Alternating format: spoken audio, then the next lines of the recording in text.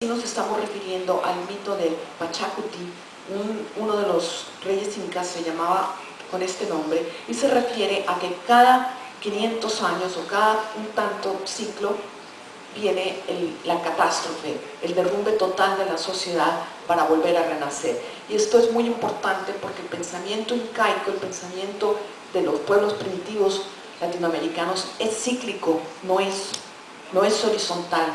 No hay una linealidad que va hacia un futuro, sino que todo se repite y todo vuelve a empezar. Antígona, actuada por Teresa Ralí, con texto de José Watanabe, y Rosa Cuchillo, interpretada por Ana Correa, que cubren los mismos años que la obra que nos concernía antes. La segunda obra, Rosa Cuchillo, es una recreación del texto homónimo de Óscar Colchado Lucio, en la que se inserta la historia de Angélica Mendoza, mamá Angélica, quien aún después de muerta sigue buscando a su hijo secuestrado y desaparecido en 1983. En este mundo andino en el que deambula, este es el mito que evoca Julio Ortega en su cuento Adiós Ayacucho, adaptado y dirigido por Miguel Rubio, 1990. La obra se montó con un solo actor, Augusto Casafranca, aquí presente, y que me da muchos nervios porque aquí están todos ellos, y estoy segura que harían mejor que yo lo que estoy haciendo. Ana Correa se unió a la obra, enfatizando a través de la ejecución de diferentes instrumentos musicales los estados de ánimo del personaje, al tiempo que lo complementa como mudo testigo, mujer, madre, hermana, hija, compañera de los acontecimientos.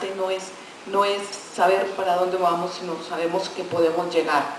En el último acto, el que lleva la cruz la arroja al suelo, la quema, y este es un encuentro que es un detalle muy interesante, porque parece que rechazara el soporte espiritual de las masas que ha representado la religión católica durante 500 años. Y anoto esto porque de ahí voy a tomar otra lectura muy diferente. En Santiago, cuidandero del templo, un indígena, se preparan para sacar la estatua del santo patrón del lugar, Santiago Apóstol, para festejar después de mucho tiempo la fiesta patronal. La gigantesca estatua del apóstol con caballo y todo, a cuya intervención divina se le acredita el triunfo de los españoles sobre los moros en España y por asociación de todos los infieles, muy particularmente incluyendo los indígenas en América, porque es como un viraje de 180 grados, que fue No me toquen ese vals al empezar la década de los 90.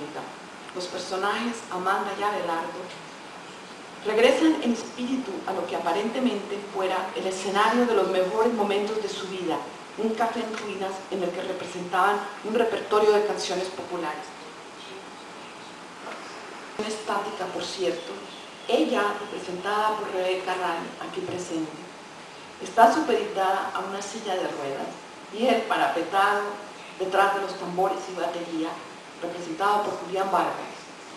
Y partiendo de su exclusiva capacidad escénica, la obra se desarrolla siendo una parábola de la situación del individuo en medio de dos frentes de combate, o como el mismo grupo señala en el programa de la obra, una visión expresionista de la violencia, de la falta de comunicación, la opresión y el mundo de lo falso.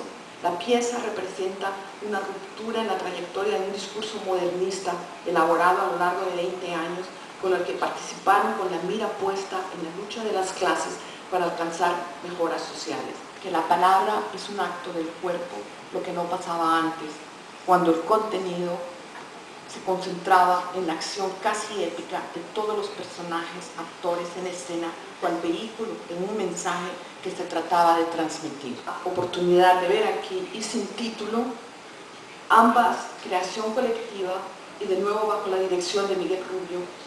En cuanto al formato de las mismas, tanto en la una como en la otra, el grupo experimenta con la idea de la historia y del material histórico como exhibición. La primera consta de 5 vitrinas en las que están expuestos, casi como en un reality show, varios prototipos del ser peruano en su hábitat natural, según los horizontes de expectativas del otro, el que queda fuera. Y la segunda es un verdadero... Para concluir, nos detendremos en una de sus piezas más recientes con el sugestivo título del último ensayo, creación colectiva bajo la dirección de Rubio. Nos propuso esta vez una mirada autorreflexiva que no solamente tiene que ver con ellos mismos en el contexto de la trayectoria de sus propias producciones artísticas, sino con el devenir histórico en el que están atrapados como ciudadanos participativos del momento presente. Desde el inicio de la obra se van proyectando en la pared de fondo una secuencia de fotografías de líderes, empezando con el Che Guevara, seguida por figuras nacionales como José María Mariátegui, a los que suceden personajes como Hugo Chávez, Raúl Reyes, el asesinado líder de las FARC, y culmina con George Bush, entre otros. Se hace evidente el carácter cíclico de la historia que está. De pronto nos invade el presentimiento que la tragedia del ser peruano consiste en esa dicotomía que se resuelve en criollo versus indígena, litoral versus sierra, con todas sus variaciones de rigor que se impone ante cualquier representación de una anquilosada y caduca de una Ima Sumac, prodigio nacional del canto, ataviada con un vistoso atuendo incaico. Bien, después de la impresionante exposición de Beatriz Riz, acompañada con las imágenes de Yuya Cani, lo mío va a parecer un poco abstracto quizás, pero bueno, solo dispongo de la palabra, como los actores. Teatralidad, violencia e identidad, dice el título que proponía. La pérdida de credibilidad de las acciones e imágenes de la sociedad contemporánea, como observa Bauman, afecta no solo a la sociedad en términos generales, sino también el escenario como metáfora de lo social. Hacer creíble una acción es efectivar las fronteras entre lo público y lo privado, como los reality shows, por ejemplo, para citar solo uno, la descontextualización de los acontecimientos, la segmentación y atomización de los individuos, la fragilidad de lo social, llevan a una disolución de la visión crítica y de la dimensión política de los acontecimientos. Como dice Cornado, si todo se hace social, e incluso lo privado, entonces nada es social. Así, denunciar la imagen y el espectáculo es la última ilusión crítica que nos ofrece esta sociedad, aunque ni la denuncia de la imagen ni la denuncia del espectáculo pueden dar cuenta y construir una nueva manera de modelar el mundo, una propuesta de interpretación. Estamos vacíos de interpretación. Ante ese desafío, el teatro ofrece la posibilidad de volver visible la ilusión, de hacer notorio el simulacro, de fundar un nuevo pacto con los espectadores, de borrar el cómo sí y el simulacro para inclinarse hacia la presentación más que a la representación, hacia la singularidad de los cuerpos y de los objetos, aunque hará del mantenimiento de algunas formas de teatralidad su modo de sobrevivencia.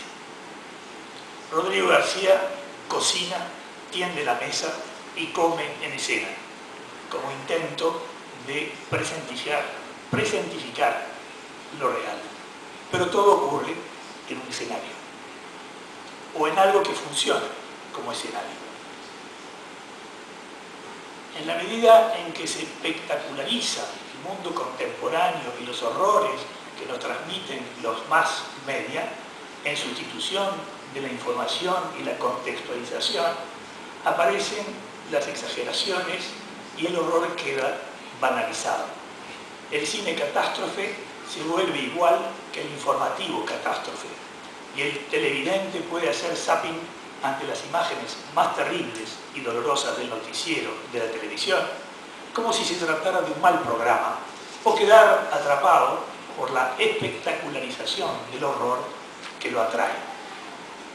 Frente a esos extremos de realidad, ¿qué hace el teatro con su limitada escena para no caer en complicidad con la sociedad del espectáculo, tal como la menciona Guy Debord? Si en la comunicación cotidiana la realidad se vuelve obscena por la intensidad de la violencia, porque permite la exhibición pública de horrores y sufrimientos privados, esa realidad que debía quedar fuera de escena queda visible y nos invade. Por otro lado, se muestra en la televisión operaciones a corazón abierto, rostros angustiantes de niños raquíticos, detalles del estallido de la sangre en los combates de ficción, en una superposición de escenas reales y simulacros que no permiten los caminos de condensación y de simbolización necesarios para una emancipación del espectador en una expresión de Rancière, un filósofo contemporáneo francés. Tiene un libro que les recomiendo, El espectador emancipado. Si el lenguaje como símbolo implica distancia con respecto a la realidad contextual, el teatro parece desafiar esa distancia al utilizar acciones humanas concretas como símbolos que apuntan a la sociedad misma. Como señala Badiou, por la doble condición de la mímesis teatral, que propone un objeto real y ficticio al mismo tiempo, en un juego mundo de las imágenes virtuales contemporáneas. El teatro revela la condición ilusoria, también, de toda verdad absoluta. Su ambigüedad en la representación es el intento de representar lo irrepresentable, lo que es siempre fallido. Pero algo de lo inaprehensible, de lo irrepresentable, se revela en ese espacio intermedio de la escena. El arte y el teatro, de modo que no solo el teatro, el arte y el teatro introduce, pues, una ruptura en toda falsa certeza. Su función es, dice Enzo Corman, cuestionar el consenso, la representación dominante. Es una suerte de violencia, creo yo, una violencia contra la inercia, pero una violencia creadora, contra la repetición, contra la pérdida de energía, de entropía. El teatro, frente a esa pérdida de energía, introduce el desequilibrio, la desorientación y el salto al vacío que implica toda creación. Frente a esa pérdida de energía y tendencia a la inanición y a la muerte, el teatro entonces es contranatural como todo verdadero acto de creación y al mismo tiempo exaltación vital contra la muerte. Gracias. Que trouxe-nos a trajetória do grupo Yashkani, cuja presença quero registrar na plateia, desenvolvendo ao longo de um eixo cronológico uma reflexão sobre os principais trabalhos do grupo e refletindo, trazendo essa reflexão sobre essa trajetória do ponto de vista da relação com o nosso tema, que é criação e identidade. Rogério Missa, também utilizando como exemplo a obra de Roberto Soares e a de Camilo Calderón, duas obras, uma delas presente no festival, Mima Niequita, trouxe-nos uma problematização das fronteiras entre realidade e ficção, né? E discutindo esse lugar do teatro como um lugar que torna visível a simulação e que, portanto, permite, nesse jogo entre ficção e realidade, a possibilidade de nós realizarmos essa passagem para o âmbito do simbólico. Eu diria que, tendo em vista o tempo, já seria necessário que ouvíssemos para a plateia. Vamos saber. Yo creo, como dije en mi trabajo, que he hecho en Perú como sin título, corresponde a un momento en la trayectoria. Casi todas las obras, en cierto modo, corresponden a momentos en la trayectoria del grupo en las cuales siempre hay un profundo cuestionamiento de qué es lo que estamos haciendo y para dónde vamos. Creo que estos dos espectáculos particularmente corresponden al momento en que vuelven al material histórico, vuelven al documento, al archivo. Cómo mostrar a través del teatro la historia, cómo mostrar a través del teatro lo que está, la realidad. Entonces vamos a hacerlo sin mediaciones. Yo creo que el sin título, que es una instalación, está toda la sala con toda la historia del Perú, con imágenes, con textos, con los personajes vestidos en cada época, y luego es un